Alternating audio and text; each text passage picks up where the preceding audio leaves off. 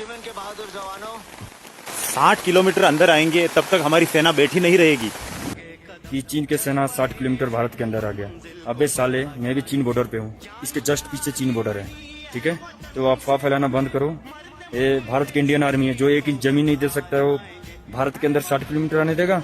हाँ भाई चमचो, कमालिए फॉलोवर, कमालिए व्यूज, मतलब कि चंद व्यूज और फॉलोवर तुम लोग इस देश में फेक न्यूज चला रहे हो। शर्म नहीं आती तुम लोग को? इस देश का तनावपूर्ण स्थिति कर दिया। चाइना ने इस देश में 60 किलोमीटर तक कब्जा कर लिया। ये कांग्रेस थोड़ी है जो पाकिस्तान को आधा कश्मीर दान में दे देगा। अरे मोदी है, बीजेपी है। अगर चाइना ने इस देश में 60 किलोमीटर कब्जा किया ना, तो अगले दिन मोदी ना चाइना में 600 किलोमीटर तक कब्जा करेगा। अरे जिस मोदी ने अपने एक जवान शहीद के बदले 40 पाकिस्तानियों को मार गिराया, वो मोदी चाइना को 60 किलोमीटर दान में दे देगा? ऐसा हो सकता है क्या कभी? अरे हम समझ रहे हैं कि बीजेपी तुम्हारी जली हुई है, मोदी तुम्हारी जली हुई है, इसलिए तुम लोग उसका विरोध कर रहे हो। सोच रहे हो कैसे भी तुम्हारे आका का सरकार आ जाए। लेकिन एक बात ध्यान में डाल लो कि ठीक है, तुम लोग को जो भी करना है मोदी का विरोध करो, लेकिन तुम लोग इस देश के खिलाफ मत जाओ।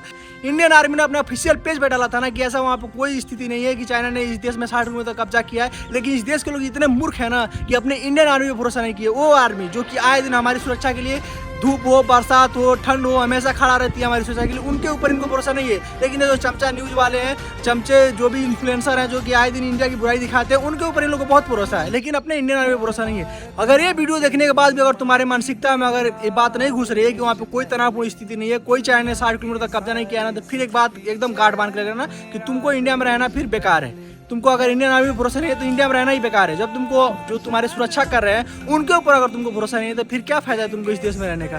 और तुम लोग बीजेपी का कितना ही विरोध क्यों ना कर लो, मोदी कितना ही विरोध क्यों ना कर लो, अगर मोदी ने अपने पद से इस्तीफा नहीं दिया, उनकी जगह कोई और नहीं आया ना, तो तुम लोग कितना भी गांड घसीट लोगे ना, तुम्हारे घसीटने से ना कभी बीजेपी जाने वाली है और ना ही कभी नरेंद्र मोदी की जगह तुम्हारा पप्पू भगत, तुम्हारे आका आने वाले हैं। कभी नहीं आएंगे तुम्हारे आका। इसी साल नहीं, अनंत कालों तक ना, जब तक ये मोदी जिंदा है ना, तब तक कोई पप्पू भगत और कोई पप्पू आके गद्दी पे नहीं बैठने वाले हैं। इस बात को गांठ बांध के रखना, क्योंकि इस देश का हिंदू जान चुका है, इस देश का नागरिक जान चुका है ना। ठीक है, तरक्की हर सरकार में कम ज्यादा होती रहती है, कम ज्यादा क्या, जो पप्पू खानदान ने पूरे 65 सालों में नहीं किया, वो मोदी ने 12 सालों में करके दिखाया। लेकिन हाँ, आंखों से चमचागिरी के चश्मा हटा के देखेंगे तब तो तरक्की दिखेगा। जय हिंद, जय भारत, जय भवानी।